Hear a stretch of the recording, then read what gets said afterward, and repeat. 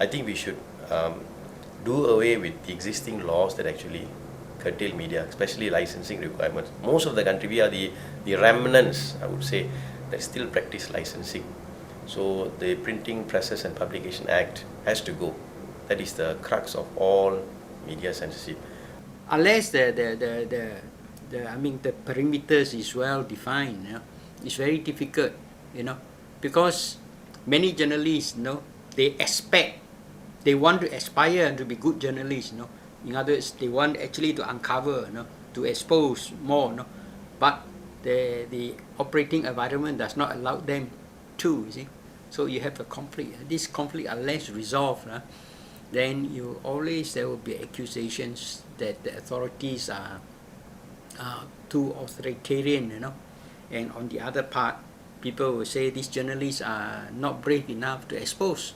And I don't think we are progressing at all as far as freedom of information is concerned because of all these laws that are in place, the Sedition Act, the Official Secrets Act, at times even the Internal Security. I think last year we saw journalists being detained for their own safety under the Internal Security Act. All this has to be done away, or at least be very significantly reviewed.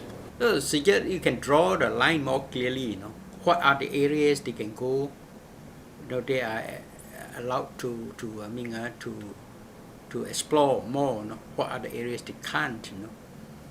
For example, now that we have Sedition Act, So Sedition Act may be one of the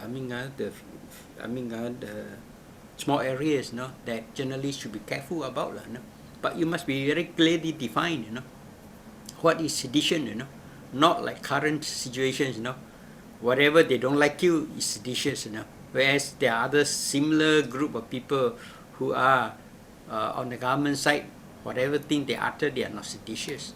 That is not very good, I think the latest incident in Shah Alam, the cow-head protest, smacks of hypocrisy as far as double standards being applied in terms of persecuting the press. We had seen Utusan publishing very inflammatory articles, but no action being taken. But Malaysia Kini, on the other hand, we have actually seen a broadcast of a video which was an actual reporting of what took place, but Malaysia Kini being punished for that all.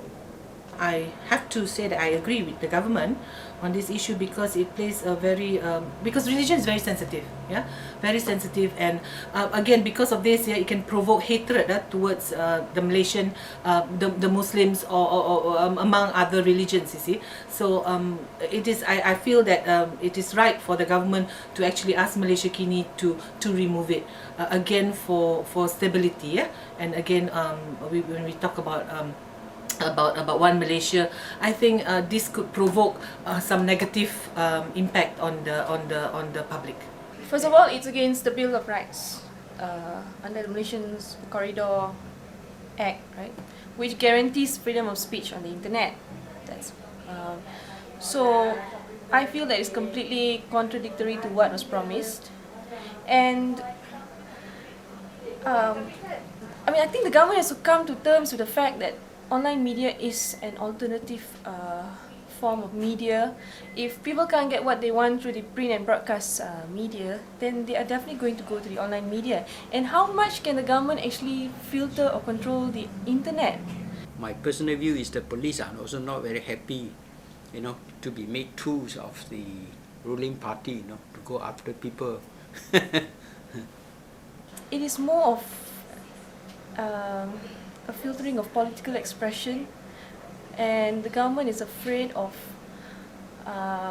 the strengths of the internet and the pulling power of the internet as a new form of media now. And this, I think that there must, because of this, because of our relationship, because of economic, because of business, and because of everything else, stability in the country, I think it's more important than anything else, and we should not jeopardize this.